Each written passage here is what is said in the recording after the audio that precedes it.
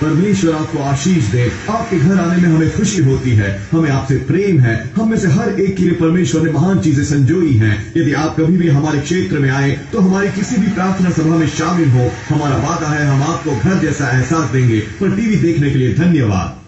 मैं हमेशा हंसने हंसाने से शुरू करना चाहता हूँ। मैंने इस व्यक्ति के बारे में सुना जो एक इंटरसेक्शन एरिया से ड्राइव कर रहा था, जो कैमरों द्वारा मॉनिटर था। अगर आपने ट्रैफिक लाइट तोड़ी या किसी भी किस्म से नियम तोड़ा तो ये तस्वीर ले लेता था और आपको डाक से टिकट आ जाता था। तो उसने इस बात का खास ख्याल रखा कि एक्स्ट्रा स्लो जाए उस इंटरसेक्शन में, नियम न तोड़े। पर उसने देखा कि कैमरे का फ्लैश चमका।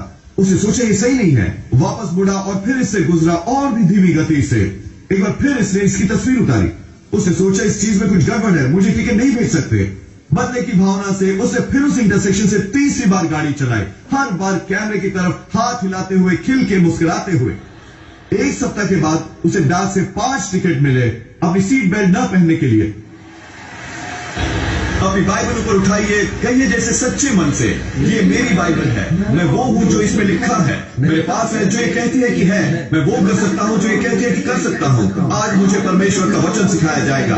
मैं निडरता से स्वीकारता हूँ, मेरा मन सतर्क है, मेरा हृदय ग्रहणशील है। मैं कभी भी वही नहीं रहूंगा। यीशु के नाम पर प्रभु का आशीष हो।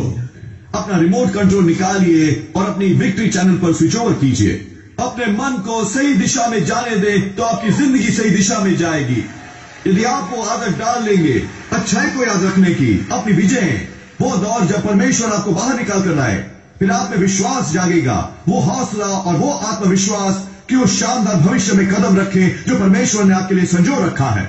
अब मैं विश्वास और ऐलान करता हूं, बिल्कुल दाऊद की तरह, कि आप हर शत्रु को पराजित करेंगे, आप हर बाधा को पार करेंगे और आप वो सब बन जाएंगे जो बनने को परमेश्वर ने आपको रचा है। आमीन। क्या आपने ग्रहण किया?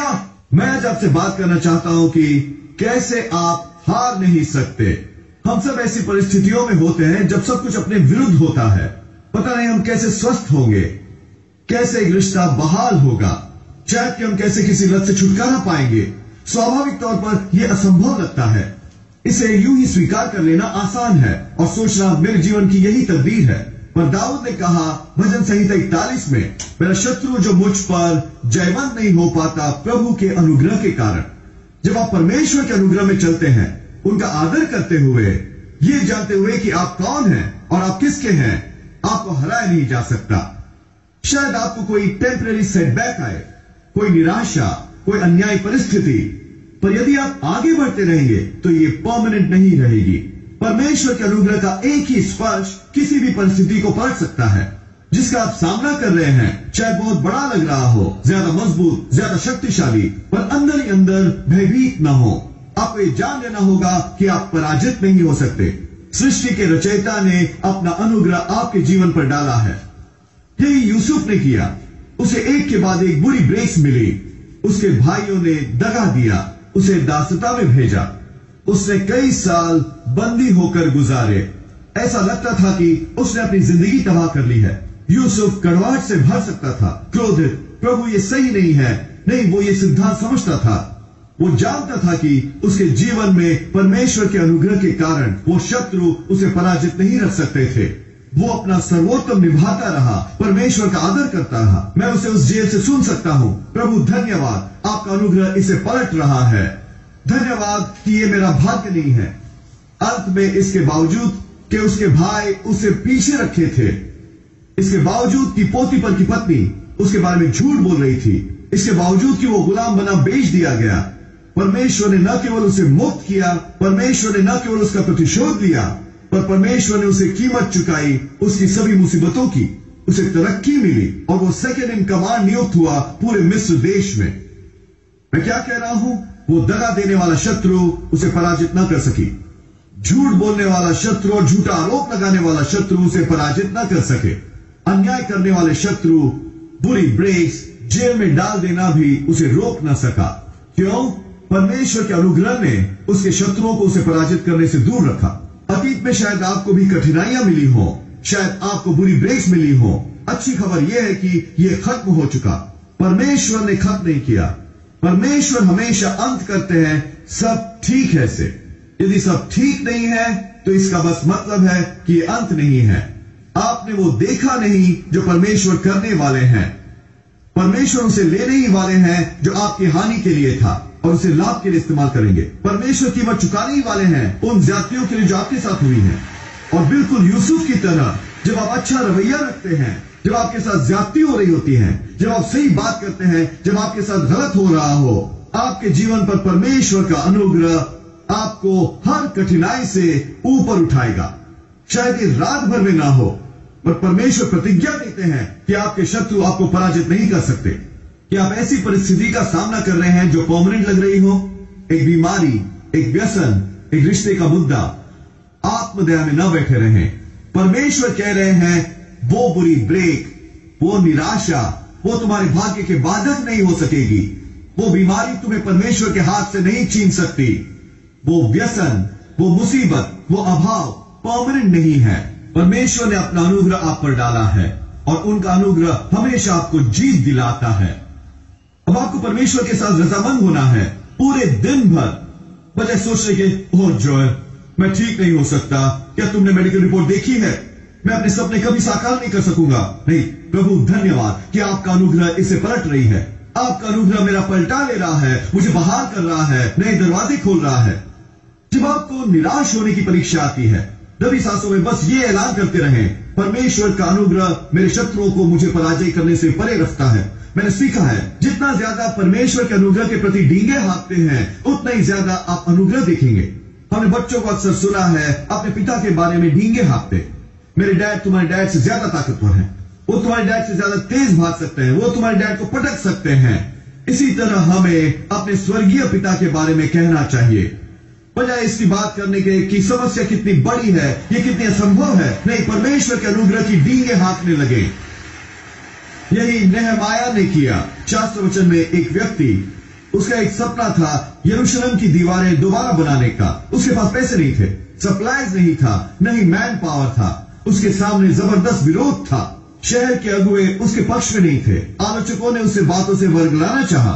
वो निराश हो सकता था और सोच सकता था ये बाधाएं बहुत बड़ी हैं, मैं इन शत्रुओं को कभी पार नहीं कर सकूंगा।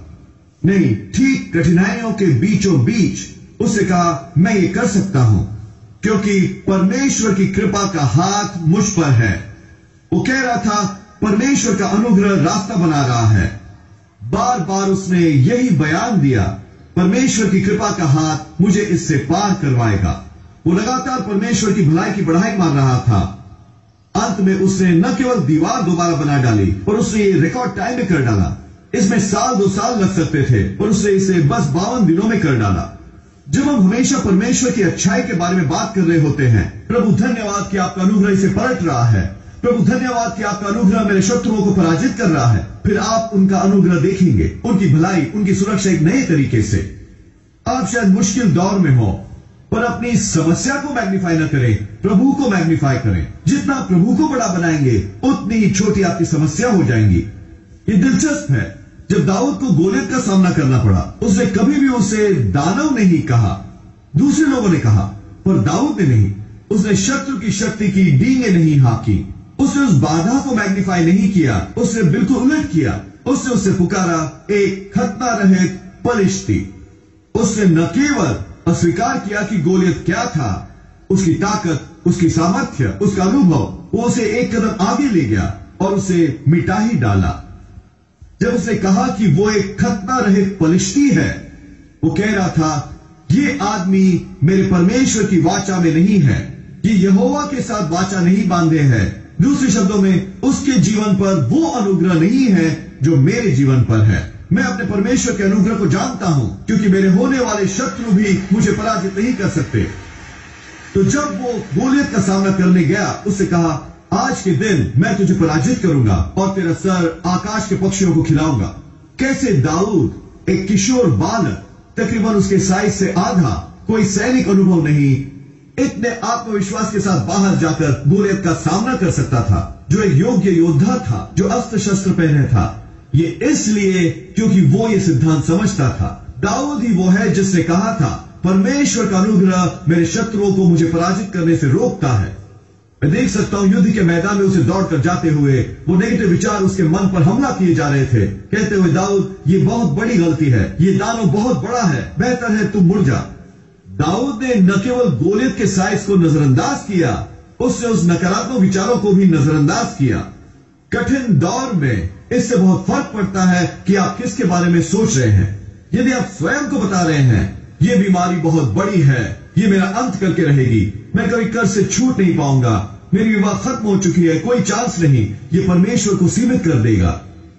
आपको दाऊद की तरफ बनना होगा और विश्वास के रवैये की तरफ पलटना होगा।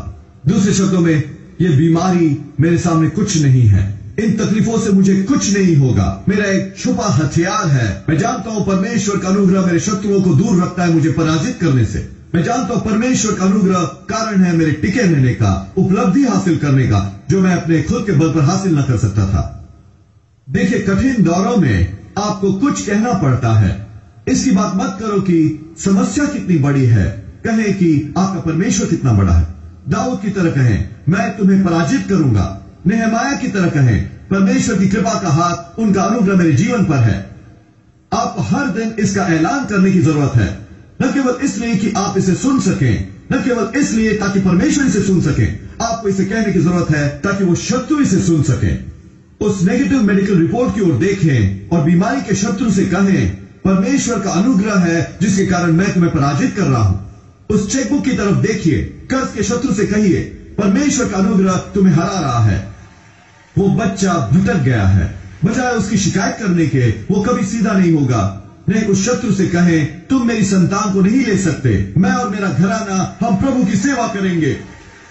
जब आप में विश्वास का रवैया होता है, अंधकार की सभी शक्तियां भी आपको नहीं रोक सकती। आपने इस सप्ताह न्यूज में देखा होगा, एक आदमी एक कन्वीनियंस स्टोर में काम कर रहा था, एक लुटेरा एक गन लेकर आया, उसने उस आदमी को सेफ खोलने को कहा। वो आदमी इतना घबरा गया था कि उसे वो जल्दी से खोल न सका। वो लुटेरा इतना अपसेट हो गया कि उसे छाती में शूट कर दिया पॉइंट ब्लैंक रेंज से और स्टोर से भाग गया। दूसरे ग्राहक जो छुपे हुए थे मदद के लिए दौड़े आए। उन्होंने गौर किया कि वहां कोई खून नहीं था। बाद में पता चला कि उस आदमी का सेल फोन उसके पहने हुए जैकेट के अंदर की जेब में था। जब उस लुटेरे ने उस पर गोली चलाई तो गोली सेल फोन को लगी और घूमकर पलट गई। उन पैरामेडिक्स ने कहा, तुम एक बहुत खुशकिस्मत इंसान हो। सच यह है कि आप और मैं ये जानते हैं कि वो लकी ब्रेक नहीं थी, वो परमेश्वर का अनुग्रह था। उस सेल फोन बिल्कुल सही स्थान पर रखे हुए।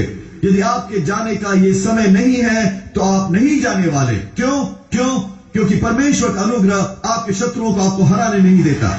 मैंने एक आदमी के बारे में एक लेख पढ़ा जो अपनी शिकार की बंदूक साफ कर रहा था। जब एक्सीडेंटली वो चल गई, गोली उसकी ठोडी के ऊपर लगकर ऊपर गई और उसके दिमाग की तरफ जा रही थी, पर रास्ते में वो गोली उस आदमी के डेंचर से टकराई और थोड़ी सी उसकी दिशा बदल गई।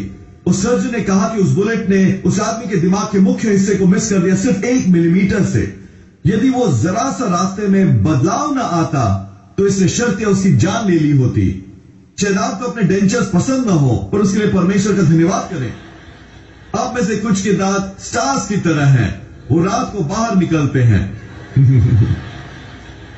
पर प्रभु, मैं जानता हूं ये कौड़नी है। परमेश्वर आपके सेल फोन का इस्तेमाल कर सकते हैं आपके नकली दांत, आपकी विग, आपकी जान बचाने के लिए। आपको डर में जीने की जरूरत नहीं। परमेश्वर का अनुग्रह एक ढाल की तरह है। इस सुरक्षा की वो बाढ़ है जिसे शत्रु नहीं लांघ सकता। घूमते न फिरे चिंतित, घबराए, बेचैन, भयभीत, सृष्टि के निर्माता ने आपको अपनी हथेली पर रखा है। आपको कोई भी छीन नहीं सकता। मैंने टेलीविजन पर देखा, ये ग्रुप एक फिल्म शूट कर रहा था। वो आदमी, वहां का लोकल एक्टर, वो एक हेलीकॉप्टर में था जो समुद्र के ऊपर उड़ रहा था। उस सीन में उसे कुछ पकड़ाना था, कुछ लोगों को जो नीचे एक बोट में थे। हेलीकॉप्टर पानी के बहुत नजदीक आ गया। एकदम अचानक एक बहुत बड़ा हवा का भंवर आया। आप इस सब को होता देख सकते थे। उस पायलट ने हेलीकॉप्टर पर अपना नियंत्रण खो दिया और कुछ बार वहां पर घूमा, पानी से टकराया और डूब गया। करीब